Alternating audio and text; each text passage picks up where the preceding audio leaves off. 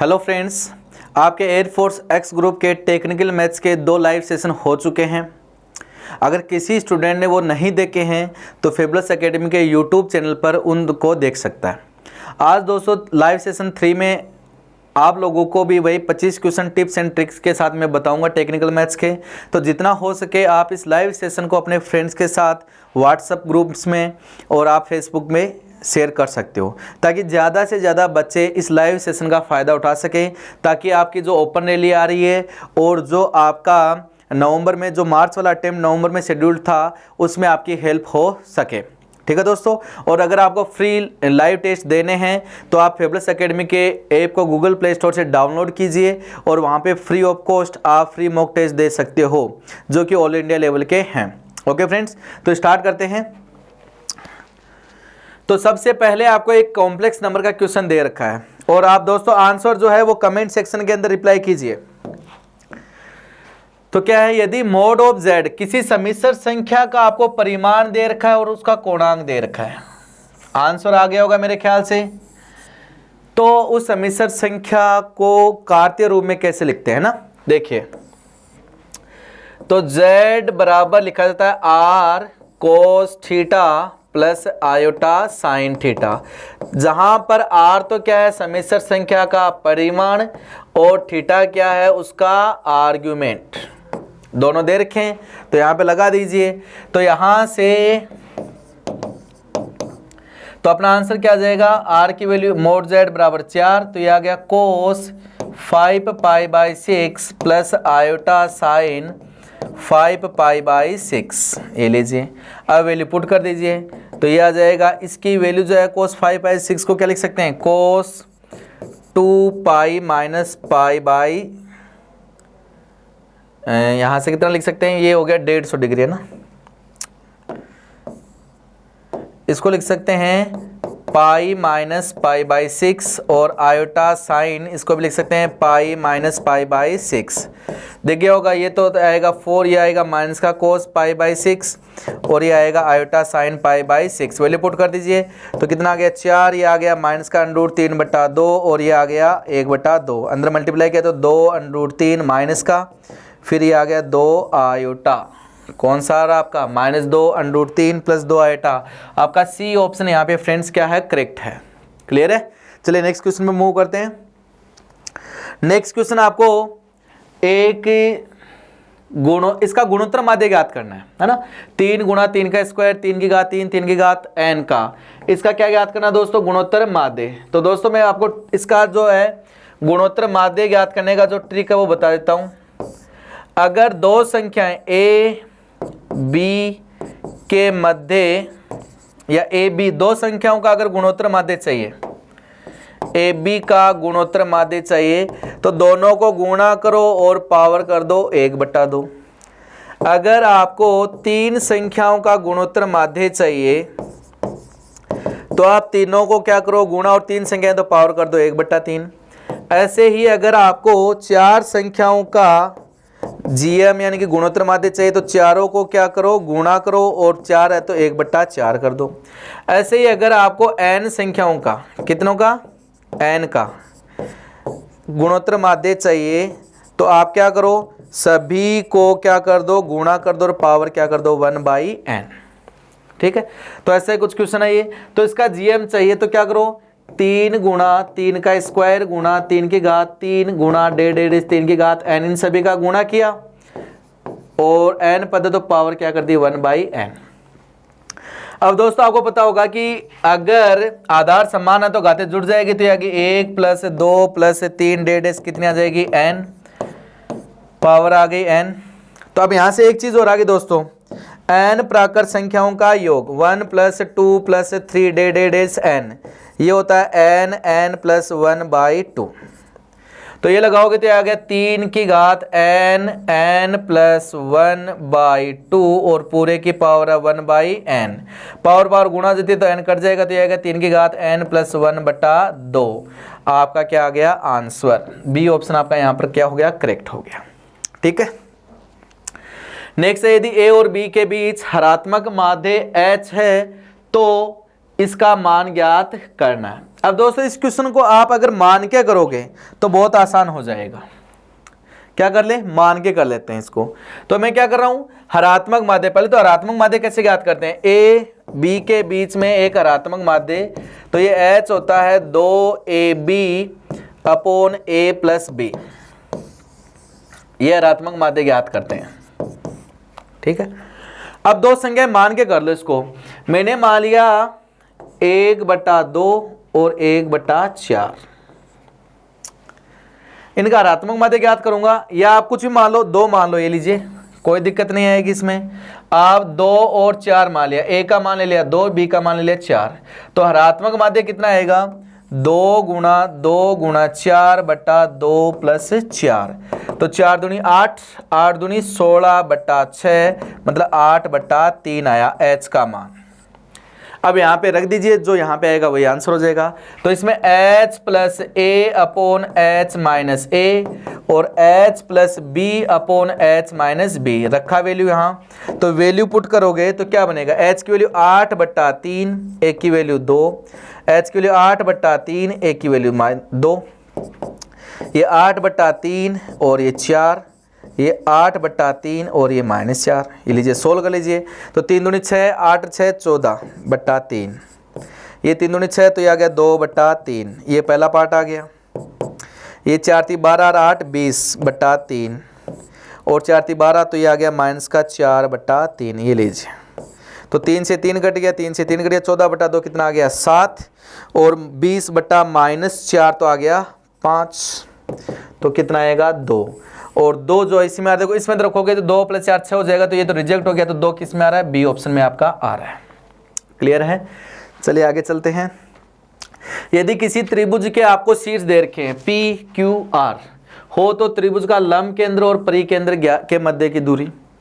अब दोस्तों एक आपको याद होगा कि अगर त्रिभुज समकोण त्रिभुज है, सॉरी अगर समबाहु त्रिभुज है, तो पहले तो ये देख लेते हैं कि समबाहु त्रिभुज है कि नहीं है।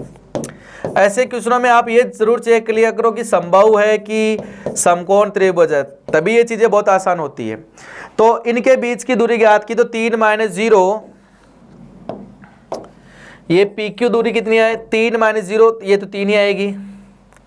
ये दूरी ज्ञात करूंगा तो 3/2 का स्क्वायर, तो 9/4, और ये आएगा 9 × 3 = 27/4, तो 9 × 36/4, तो 9, ये भी कितने आएगी 3 QR भी।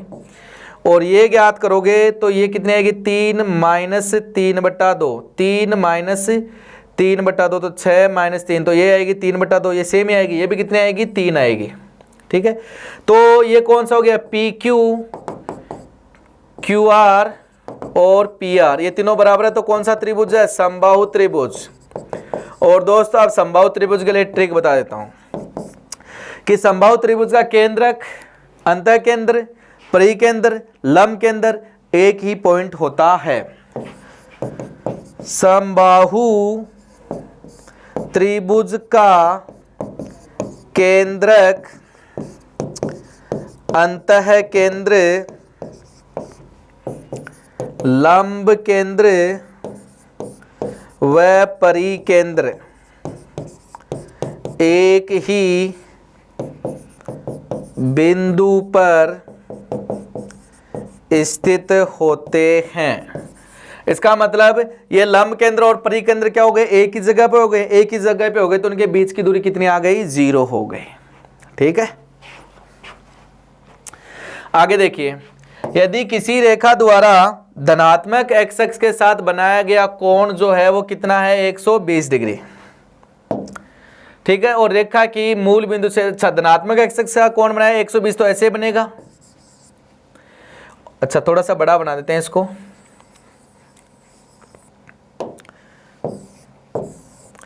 कोई एक रेखा है, वो धनात्मक x अक्ष के साथ 120 डिग्री का कोण बना रही है, और इसकी मूल बिंदु से जो दूरी दी, ये मूल बिंदु से दूरी दी है वो P मान ली, और वो कितनी है, 4 इकाई। तो अगर मेरे को ये कोण पता चल जाए तो काम बन सकता है, लंब रूप लगा देंगे। तो ये 120 है, तो ये कितना हो गया 60, ये कितना होता है 90 लंबवत है, तो ये कितना हो गया 30, तो P का मान आ गया 4, अल्फा का मान आ गया 30। तो लंब रूप में रेखा का समीकरण क्या होता है, x cos alpha plus y sine alpha बराबर कितना होता है p। तो लिख दीजिए x cos 30 plus y sine 30 बराबर 4। इसका मान आ गया √3/2, ये आ गया 1/2 y बराबर 4। तो ये आ गया √3x प्लस वाई बराबर 8, √3x प्लस वाई बराबर 8। ये अंडरूट जो है वो ये है x पे नहीं है ना, अंडरूट जो है वो x पे नहीं है, यहाँ पे किसी में भी x पे अंडरूट नहीं है, ठीक है, सिर्फ 3 अंडरूट का 3 है। ओके, तो बी ऑप्शन आपका यहाँ पर क्या है, करेक्ट है। आगे यदि a तथा b में क्रमशः 3 तथा 6 अवयव हैं तो A यूनियन B में अधिकतम अवयवों की संख्या कितनी होगी। सोचिए कब होगा अधिकतम अवयव, कब होगा जब दोनों समुच्चय क्या हो, डिसजॉइंट सेट असंयुक्त समुच्चय हो, तभी A यूनियन B में अधिकतम अवयव हो सकते हैं। मैं आपको सारे रिजल्ट लिखवा देता हूं यहां पर कि यदि A व B में क्रमशः P व Q अवयव है, A में P अवयव है, B में Q अवयव हैं, तो A यूनियन B में मैक्सिमम अवयव कितने होंगे और मिनिमम अवयव कितने होंगे। याद कर लीजिएगा, मैक्सिमम अवयव होंगे जब दोनों के दोनों क्या हो, डिसजॉइंट सेट अलग अलग, तब कुछ भी कॉमन नहीं आएगा, तब दोनों के योग के बराबर हो जाएगा, तब इसके अवयव प्लस इसके अवयव है ना, P प्लस Q। और मिनिमम अवयव कब होंगे, जब एक समुच्चय किसी दूसरे के अंदर आ जाए। तो इसका यूनियन लोगे तो बाहर वाले के बराबर आएगा, मतलब जो ज्यादा अवयव उसके बराबर आ जाएगा। तो P और Q में से जो ज्यादा होगा वो अपना क्या आ जाएगा, A यूनियन B का मिनिमम। अच्छा, ऐसे ही A इंटरसेक्शन B में पूछ ले कि मैक्सिमम कब होंगे और मिनिमम कब होंगे। तो देखो मैक्सिमम कब हो सकते हैं, जब ज्यादा से ज्यादा क्या आ जाए, कॉमन। कॉमन कब आएगा, जब एक समुच्चय क्या हो, अंदर हो, तो जो अंदर वाले के बराबर होगा। अंदर वाला कब होगा, जो मिनिमम अवयव है वो उसका मैक्सिमम हो जाएगा इंटरसेक्शन का।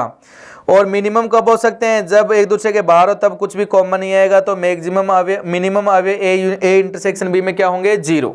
वापस बताते हैं कि अगर दो समुच्चय A और B, उनमें अवयव क्रम से P और Q, तो A यूनियन B में मैक्सिमम होंगे P प्लस Q और मिनिमम होंगे जो उन दोनों में से ज्यादा होगा वो मिनिमम अवयव होंगे A यूनियन B में।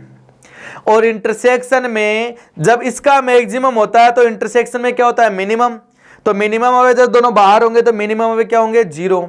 और यूनियन में मिनिमम जब होता है तब इसका क्या होता है, मैक्सिमम। ज्यादा से ज्यादा अवयव कब को मनाएंगे, जब किसी समुच्चय में कम अवयव बड़े वाले अवयव के समुच्चय में आ जाए, तो ये इसके मिनिमम के बराबर होते हैं, इसके मैक्सिमम है। तो इसमें बोला कि 3 अवयव है, 6 अवयव है, तो A यूनियन B में, यहां मैं सारे लिख देता हूं, A यूनियन B में मैक्सिमम अवयव तो कितने होंगे, 3 प्लस 6 कितने होंगे, 9। तो ये तो अपने क्वेश्चन पूछा C हो गया। इसमें मिनिमम अवयव कब होंगे, जब इन दोनों में से जो मैक्स है, ये लिखा है मैंने, 3 का और 6 का जो मैक्स है वो हो जाएंगे मिनिमम अवयव, मतलब 6 मिनिमम अवयव आएंगे। इसी क्वेश्चन पूछ लेता A इंटरसेक्शन B में मैक्सिमम अवयव कितने होंगे। तो इस कंडीशन में यहां जो मिनिमम है 3 और 6 में जो कम है वही अपना आंसर आएगा। 3 अवयव कॉमन हो सकते हैं ज्यादा से ज्यादा, और मिनिमम अवयव जो है वो कितने होंगे, 0। ये 4 क्वेश्चन बनते हैं यहां से। क्लियर है। आगे माना T किसी समतल में समस्त त्रिभुजों का समुच्चय है तथा R समुच्चय T में इस प्रकार एक संबंध है कि T1 T2 के क्या है, सर्वांग सम। दोस्तों ये स्टैंडर्ड रिजल्ट है कि अगर त्रिभुज 1 है वो त्रिभुज 2 के, देखो पहले तो समतुल्य, एक होता है समतुल्य संबंध, एक होता है सममित संबंध, एक होता है संक्रामक संबंध और एक होता है तुल्यता संबंध। अगर ये तीनों हो गए तो वो तुल्यता बोल देते हैं। समतुल्य क्या होता है, खुद का खुद के साथ, तो प्रत्येक त्रिभुज खुद के सर्वांग सम होता है। जैसे ये बोतल है, ये खुद के क्या है, सर्वांग सम है, खुद के जैसी ही है, तो ये क्या है, सर्वांग सम होता है। तो प्रत्येक त्रिभुज खुद के सर्वांग सम है तो तुल्यता संबंध है। अगर T1 त्रिभुज T2 के सर्वांग सम है, अगर ये फोन जो है वो इस फोन जैसा है, तो ये फोन भी इस फोन के जैसा ही होगा, तो समतुल्य भी सममित भी होते हैं। तीसरा है अगर T1 T2 के जैसा है और T2 T3 के जैसा है, ये संक्रामक की कंडीशन है, तब T1 भी T3 के जैसा होगा, है ना। कि अगर पहला त्रिभुज दूसरे के जैसा है, दूसरा तीसरे के जैसा है, तो पहला भी तीसरे के जैसा ही होता है, तब वो क्या है, संक्रामक भी है। और अगर तीनों चीज हैं तो वो क्या है, तुल्यता संबंध है। तो कौन सा है, ए ऑप्शन। ये एनसीईआरटी का आपका स्टैंडर्ड क्वेश्चन है। इसका आपको क्या पूछा, परिसर, है ना, इसका परिसर ज्ञात करना है। क्या ज्ञात करना है, परिसर ज्ञात करना है। तो देखो कैसे ज्ञात करोगे, ये आपको साइन 3x का देख लो कितना होता है, कितना होता है, -1 से +1। यहां माइनस से गुणा किया तो माइनस साइन 3x का होगा, तो माइनस से गुणा होगा, तो ये भी कितना आएगा, -1 से +1। 2 जोड़ा तो जोड़ दीजिए, तो ये आएगा 2 - 1 तो 1 से 3। और उल्टा करोगे तो साइन क्या आपका 1/1 से 1/3, लेकिन छोटा वाला पहले बड़े वाला बाद में, तो 1/3 से कितना हो जाएगा, 1 आपका क्या जाएगा, आंसर। ए ऑप्शन आपका यहां पर क्या हो गया, करेक्ट हो गया। नेक्स्ट है, ये सीमा ज्ञात करनी है आपको। देखिए इसमें जब भी बॉक्स आ जाए, मोड आ जाए या अपोनेंस आ जाए, तो आप लेफ्ट और राइट अलग अलग करोगे। तो इसमें लेफ्ट और राइट अलग अलग करते हैं अपन, डायरेक्ट कोई नहीं करेगा। LHL ज्ञात करोगे और RHL ज्ञात करोगे। तो LHL में क्या लिखोगे, h टेंड्स टू 0, ये क्या आ जाएगा, 5 माइनस h और 1.5, ठीक है। RHL में क्या लिखोगे, लिमिट h टेंड्स टू 0, ये कितना आ जाएगा, 5 + h और 1.5, तो यह आ जाएगा अपने पास 6.5 - h, और ये आ जाएगा 6.5 + h। अब इसको सोचते हैं, h के लिए क्या होता है, 0 पॉइंट कुछ कुछ, तो 6.5 + 0 पॉइंट कुछ कुछ, तो 6 पॉइंट समथिंग रहेगा। और उसका महत्तम पूर्णांक कितना आएगा, 6। ये 6.5 में थोड़ा सा जाएगा, तो 6 से बड़ा ही रहना है, तब भी महत्तम पूर्णांक कितना आएगा, 6। तो 6 बराबर 6, तो लेफ्ट और राइट बराबर आ रहा है, तो इसकी सीमा का मान आ गया 6, ठीक है। आगे है अवकलन का क्वेश्चन है। देखो आपको एक ट्रिक बता देता हूं कि y बराबर √fx + fx का √ ऐसे अनंत तक चले हो, तो dy/dx कितना होता है, तो वो होता है दोस्तों f'(2y - 1)। कितना होता है, f'(2y - 1)। कर लीजिए fx कितना है, साइन, तो dy/dx जो है वो यहाँ पे कितना आएगा, cos x बट्टा 2y - 1। इसको दे ले जाइए, तो 2y - 1 dy/dx बराबर आ गया cos x। तो राइट साइड में लाओगे तो ये कितना हो जाएगा, माइनस का cos x। तो यहाँ पे क्या हो गया, डी ऑप्शन आपका क्या हो गया, करेक्ट। अगला है, ये आपके अवकलन के अनुप्रयोग का क्वेश्चन है कि या तो x बराबर -1 पे fx मैक्सिमम है या उसका अवकलन मैक्सिमम है, ठीक है। तो देखिए करते हैं, तो मैक्सिमम मिनिमा के लिए क्या करते हैं, पहले f' ज्ञात करते हैं। तो ये आ गया 3x² + 6x + 3, 3 कॉमन लिया, तो ये x² + 2x + 1, तो ये आ गया 3x + 1 का होल स्क्वायर। मैक्सिमम मिनिमा के लिए इसको क्या करते हैं, 0, तो x का मान आ गया -1।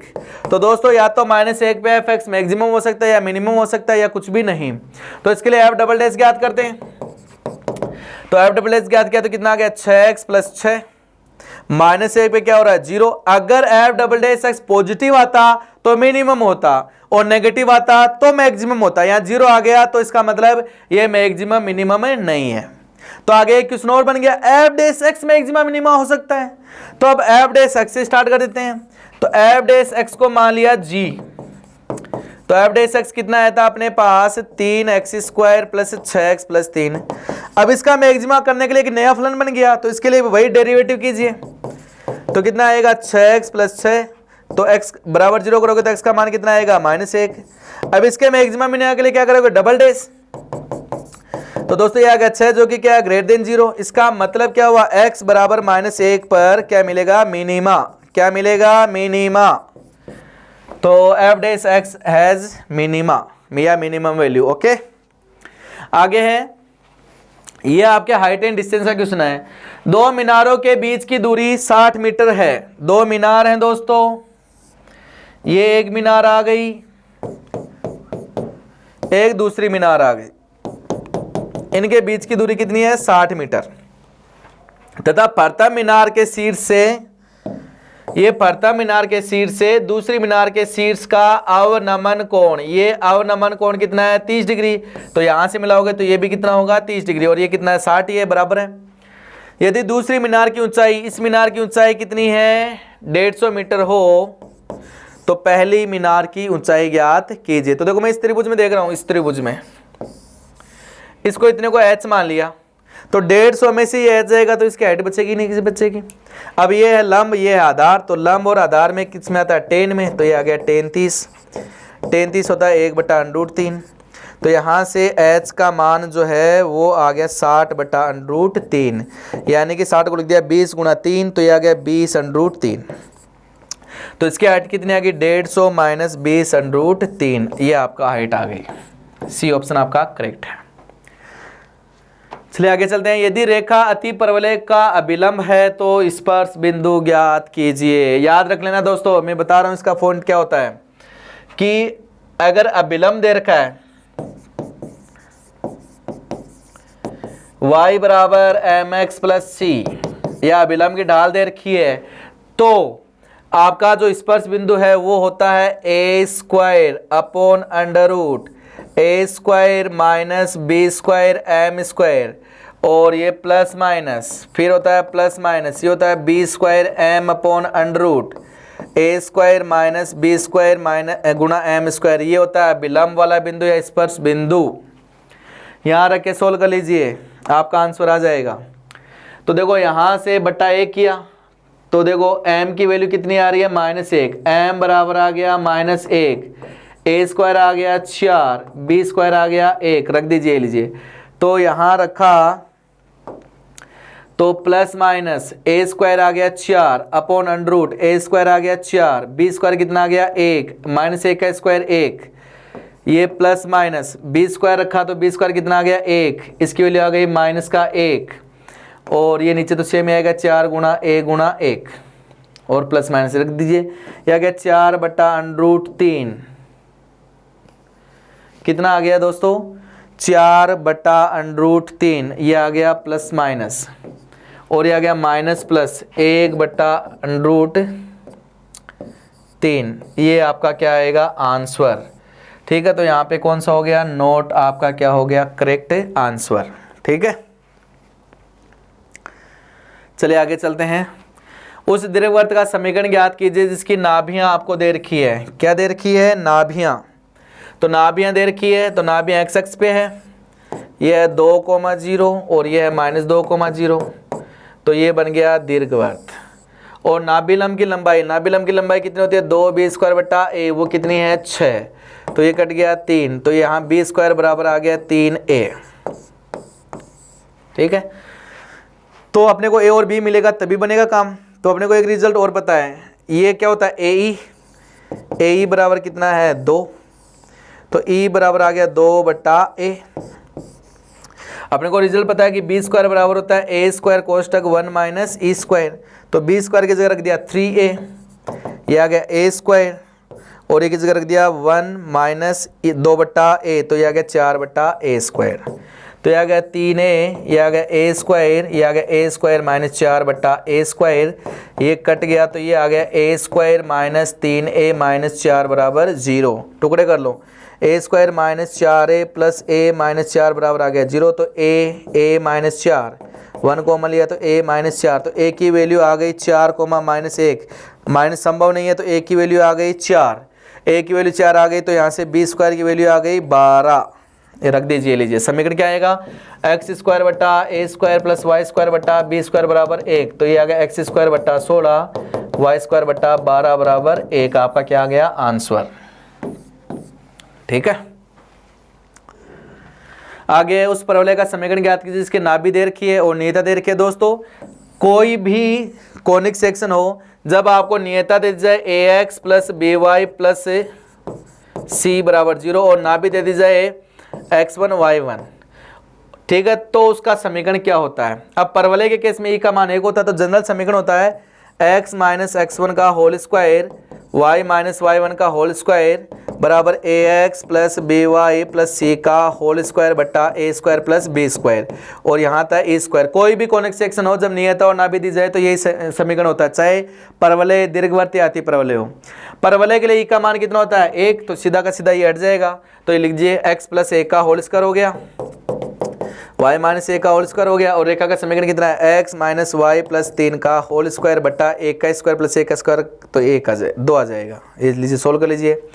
ये आ गया x square plus y square plus का 2x माइनस का 2y और प्लस 2, और ये आ गया यहाँ से x square plus y square plus 9 minus का 2xy माइनस का 6y और प्लस का 6x और 2 इधर गया, तो ये आ गया 2 2, ये आ गया 4, ये आ गया 4, ये आ गया 4। सोल्व करो, 2x स्क्वायर गया तो कितना बचा एक्स स्क्वायर, 2y स्क्वायर इससे y स्क्वायर गया तो कितना बचा y स्क्वायर, और ये इधर जाएगा तो ये आ गया माइनस का 2x और ये इधर जाएगा तो प्लस का 2y और प्लस का आ गया 2xy 2ab, ठीक है, और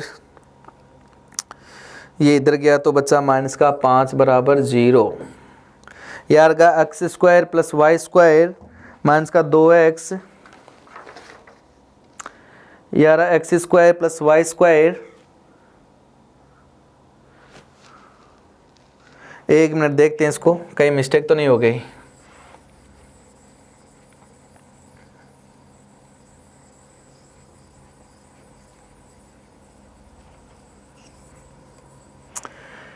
क्या आएगा x प्लस ए का होल स्क्वायर y माइनस ए का होल स्क्वायर, ये आएगा x माइनस वाई प्लस 3 का होल स्क्वायर बटा 2। ये सोल्व किया तो ये आ गया x square plus y square plus का आ गया 2x माइनस का 2y प्लस 2 और ये 2 इधर गुणा हो गया, ये आएगा x square plus y square plus 9, ये आएगा माइनस का 2xy, ठीक है, और ये आएगा माइनस का 6y और ये आएगा 6x, ये आएगा, ये 2x स्क्वायर बन गया, फिर ये आ गया 2y स्क्वायर, ये आ गया 4x माइनस 4y प्लस 4, इधर सोल्व किया तो ये आ गया x square plus y square minus का 2xy फिर माइनस का 6y प्लस 6x प्लस 9। ये 2x स्क्वायर से x स्क्वायर गया तो बचा x स्क्वायर, ये 2y स्क्वायर से y स्क्वायर गया तो बचा y स्क्वायर, और ये इधर आएगा तो ये आ गया प्लस का 2xy, ठीक है, और ये 6x इधर आएगा तो 4x माइनस x तो माइनस का 2x, फिर ये 6y इधर आएगा तो प्लस का 2y, और 4 में से ओहो 4 नहीं आएगा यहाँ पर, एक मिनट मिस्टेक हो गई, मिस्टेक हो रही है, ओके,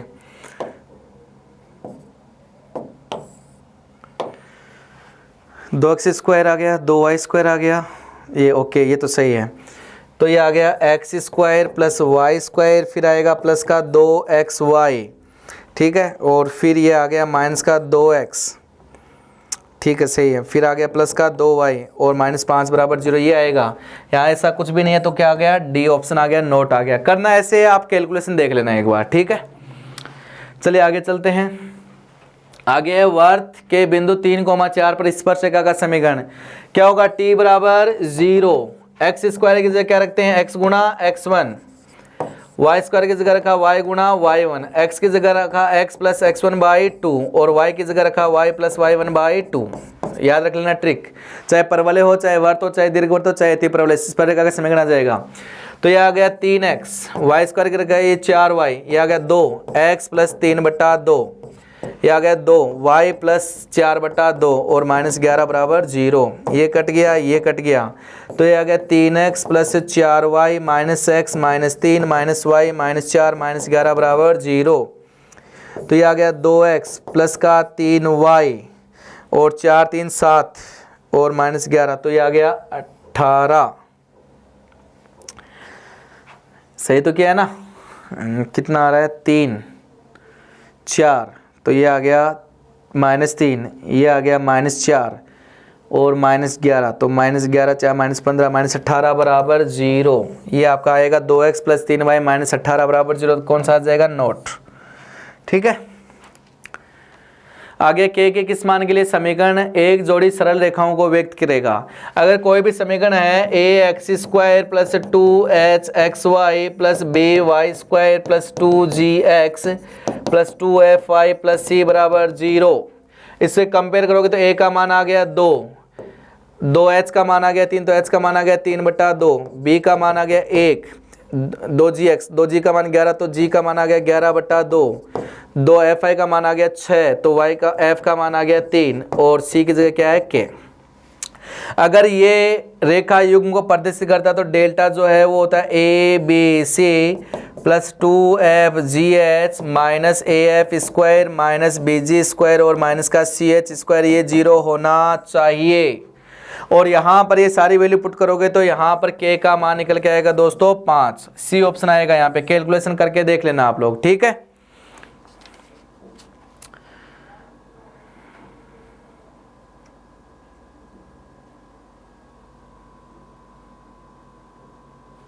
ओके, चलिए आगे चलते हैं। कैलकुलेशन देखते रहना, मैं ट्रिक बता रहा हूँ आपको, ट्रिक से आपका सारे क्वेश्चन सॉल्व हो जाएंगे। ओके, कहीं मिस्टेक हो जाए तो देख लेना। ये दोनों बराबर हैं तो दो अवयव बराबर है तो वैल्यू बराबर होगी कोरोस्पोंडिंग एलिमेंट्स की। तो एक k प्लस 4 बराबर आएगा a और k -6 बराबर आएगा -4, तो k की वैल्यू आ गई 2, 2 यहाँ रखी तो a की वैल्यू आ गई 6, है ना। बी ऑप्शन आपका यहाँ पर क्या आएगा? करेक्ट आएगा। अगला है सारणी का मान याद कर लो। ये लीजिए, ये आ गया cos² theta minus sin² theta, तो ये आ गया cos² theta plus sin² theta का मान कितना आएगा? 1 आएगा ना। अगला ये अव्युत्क्रमणीय है। अगर कोई सारणिक अव्युत्क्रमणीय है तो उसके सारणिक कोई अवयव अगर अव्युत्क्रमणीय है तो उसके सारणी का मान दोस्तों कितना होना चाहिए? 0। कितना होना चाहिए? 0।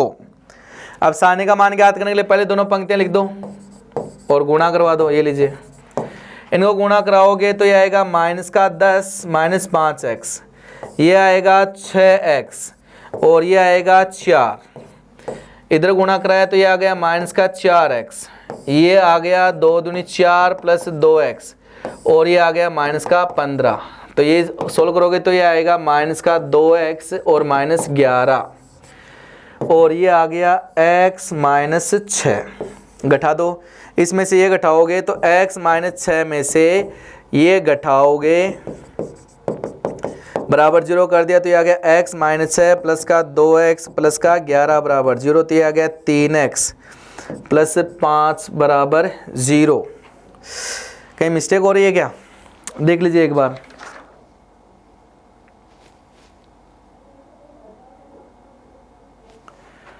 कहीं मिस्टेक हो गई है ना? एक मिनट दोबारा करके देखते हैं।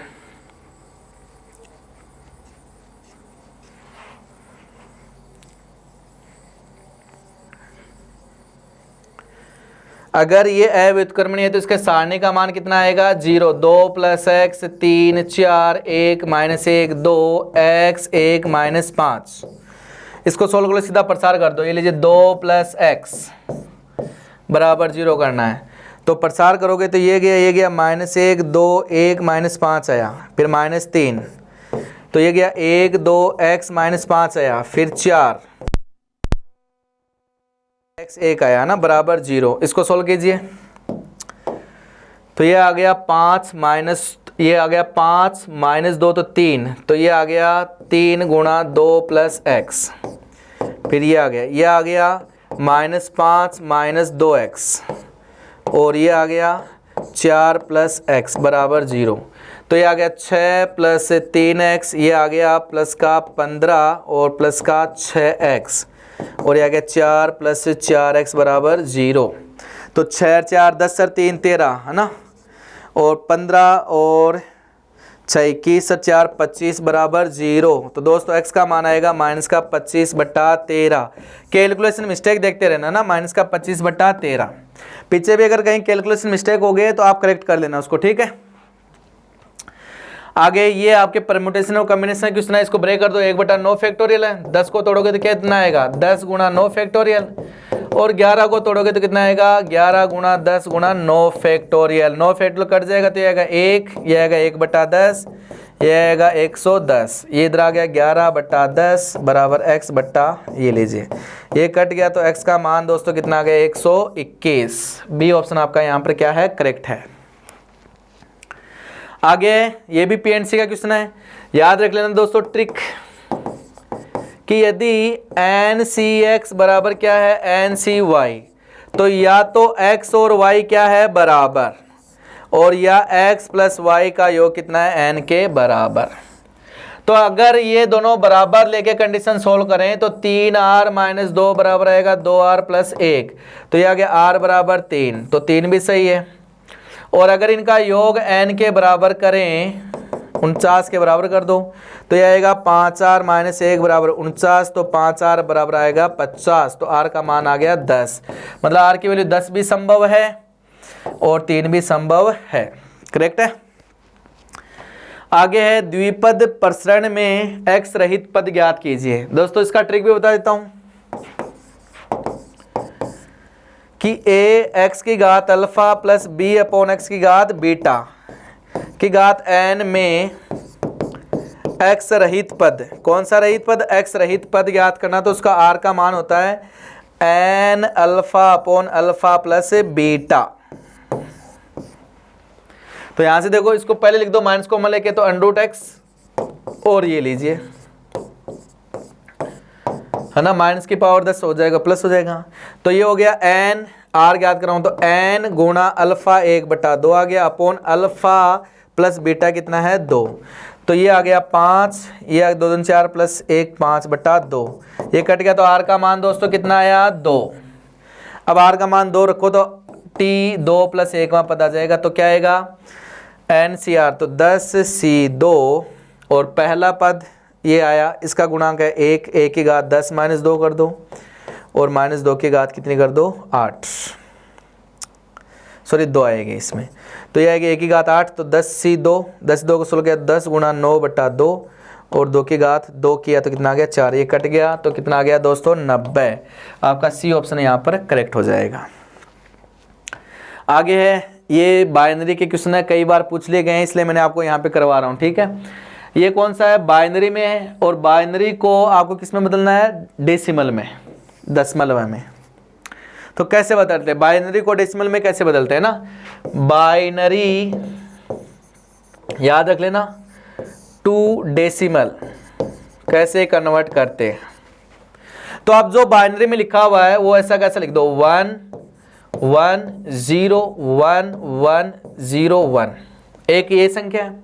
अब इसके कोरोस्पोंडिंग डेसिमल कौन सा आएगा, तो आप यहाँ पर, अच्छा एक और है फिर प्लस में, वो भी लिख देते हैं 1 0 1 1 0 1 1, ये दो डेसिमल, दो बाइनरी संख्याएं हैं, तो इसको कन्वर्ट करना है, इसको कन्वर्ट करना है, दोनों को जोड़ना है। तो देखो कैसे कन्वर्ट करते हैं, आप यहाँ लिख दो 2 की घात 0 2 की घात 1 ऐसे, या 2 का स्क्वायर 2 की घात 3 4 ऐसे लिखते जाओ। तो 2 की घात 0 कितना होता है 1, 2 की घात 2 कितना होता है, 2 की घात 1 कितना होता है 2, 2 की घात 2 कितना होता है 4, 2 की घात 3 कितना होता है 8, 2 की घात 4 16, फिर कितना आएगा 32, फिर कितना आएगा 64, ऐसे लिखते जाओ 2 की घात में, 0 से स्टार्ट करना है। ऐसे इसमें लिख दो 1 2 4 8 16 32 और 64, और जिनके ऊपर 1 आ रहा है उन सबको जोड़ दो, वही अपना आंसर हो जाएगा।